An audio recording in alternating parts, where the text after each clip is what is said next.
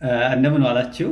ፈቃዱ ነኝ ከኢትዮጵያ ወጣቶችና ትምህርት ድጋፍ አገልግሎት። እንደምታዩት ከዚህ ከፊት ለፊቴ ፀሐይ አለች እና ትንሽ ፊቴን በዚህ በፀሐዩ ደመቅ አድርጌ ነው ንግግር እያደረኩ ያለሁት እና በግብርና ሙያ ለተማራችሁ ኢትዮጵያውያን ነው ጥያቄ። በተለይ ሊንክዲን ላይ ያላችሁት ይህንን ድምፅ የመስማት እድል ያገኛችሁ፣ እንደምታውቁት የአግሪካልቸር ሊደርሺፕ ኤንድ ኢንቨስትመንት የሚባል ቡድን እየከፈትን ነው፣ ኑ እንተባበር፣ አግዙን ምናምን የሚል የተለያየ ቪዲዮዎች እና መልእክቶች እያደረግኩ እንደነበረ ታውቃላችሁ። እና አንድ ጥያቄ ልጠይቃችሁ።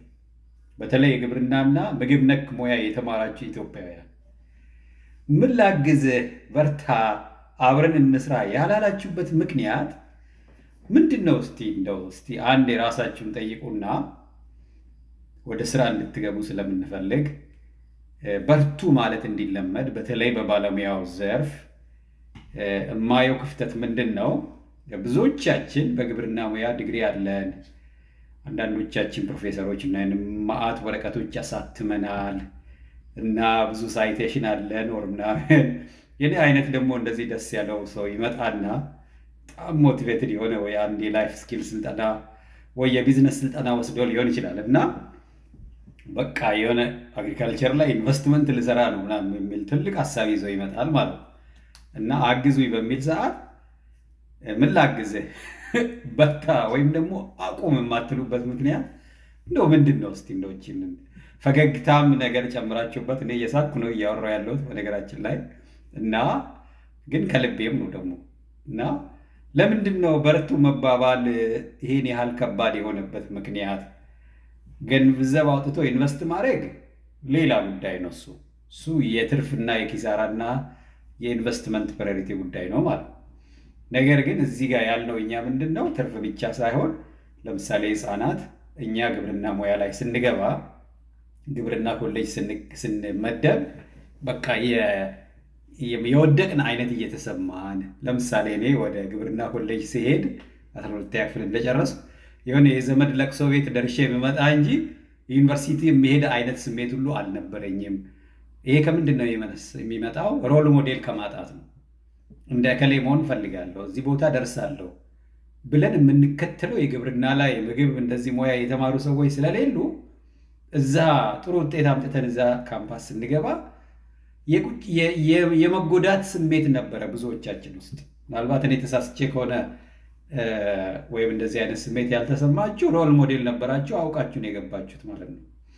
ግን በእኛ ውይይቶች ያየነው አብዛኛው ሰው የኔ አይነት ነው ያላቸው ማለት ነው። እና እንደው ልጠይቃችሁ፣ በተለይ በግብርና ሙያ ወረቀት ያሳተማችሁ ማአት ሳይቴሽን ያላችሁ ኔቸር ላይ ጭምር ያሳተማችሁ አላችሁ። አንዳንዶቻችሁ በጣም ጥሩ ስራ ከመስራታችሁ የተነሳ ማለት ነው።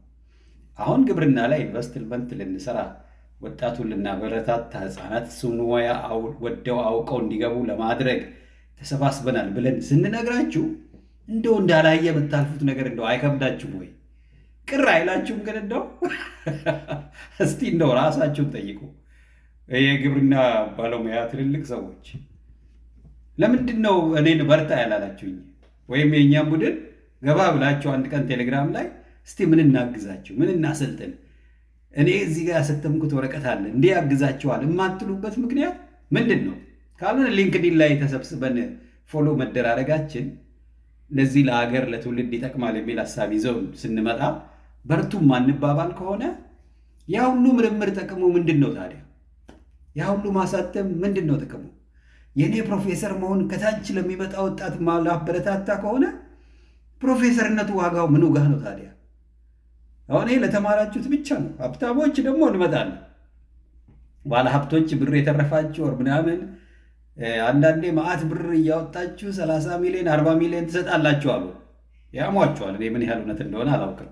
ለእናንተ ሌላ ጊዜ ነው መጣው። ለአሁን ግን እስቲ ተማርኩ፣ ፊደል ቆጠርኩ፣ አሳተምኩ፣ በቃ በጣም በግብርና ጫፉ ላይ ወጥቻለሁኝ እኔ አለሁ ብሎ ኮንፈረንሶች ላይ ምናምን ብናየው ሰዎች አሉ ከረባት አድርገው ምናምን እንደዚህ የሚያማምር ሱፍ አድርገው የሚሄዱ ሰዎች ማለት እና ነገር ግን እንደዚህ አይነት ስራ ደግሞ ልንሰራ መተናል ብለን አደባባይ ላይ ወተን ስንል እንዳልሰማ የምታልፉም ነገር ትንሽ ቅር ይላል። እኔ ቅር ብሎኛል። ቅሬታ ልነግራችሁ ነው የመጣሁት እና ኧረ ግቡና እዛ ቴሌግራም ግሩፕ ላይ ማለት ነው እስቲ አሰልጥኗቸው ወጣቶችን ግብርና ሙያን እንዲወዱ አድርጓቸው። እስቲ እውነት በግብርና ሙያ እንደው ተምረህ ምናምን ኮንፊደንስ የሚሰማ ሰው ከሆንክ እስቲ ወጣ ብለህ ለወጣቶች መንገድ አሳያቸው። እንዴት ነው የሚሳካላቸው በዚህ ሙያ ዘርፍ? ከአንተ ምን ይማራሉ? ምናልባት ያንተን ወረቀት አያዩትማ። አንተ ኔቸር ላይ ምናምን እንዳሳተምክ እኮ እናውቃለን። ማአት ሳይቴሽን አለ ምናምን አለ የምትባል ፕሮፌሰር እኮ እንደሆንክ እናውቃለን። ወጣቱ ግን አያውቅህም። ለማን ነው እየጻፍክ ያለው? ሲጀምር እኮ ያንተ ምርምር ኮንዚም የሚያደርገው ማን ነው? ለወጣቶች ሞቲቬሽን ካልሆነ ወዴት ነው እየሰጠን ያለ ነው? ሪሰርቻችንን ወደ ላይ ነው ወዲስ ወደ ማህበረሰቡ ነው የምንሰጠው? ራሱ ሳምታይምስ ኮንፊውዝ ያደርገኛል። የሪሰርቹን ዓለም ነው በጣም ማተኮር የፈለጉት። የግብርና ባለሙያ ግብርና የምታስተምር ግብርና ዲግሪ አለ ግብርና ላይ እና ምግብ ላይ እነኝን ሁለቱን ነው። ብዙ ማውቃችሁ ሰዎች አላችሁ። እኔን በርታ ማትሉ ከሆነ ብዙዎቹ ወጣቶች በርቱ አትሉም ማለት ነው። እየታዘብኩ ነው ያለሁት። 50 ምናምን ሺህ ሰው ፎሎ ያደርጋል የኔ ሊንክድኢን እና ዋናው ለእኛ ሀገርና ለዓለም የሚጠቅም ነገሮች ለማድረግ ነው የምሞክረው እና እቺ ትዝብት ናት። እንደው ታዝቤ ዝም ከምል በግልጽ እንደዚህ ብነግራችሁ ይሻላል እና እንደው እንዳትቀየሙኝ ደግሞ እና ይኸው ሳቅ እያልኩ ነው የተናገርኩት። ይኸው ፀሐይዋም ትመሰክራለች።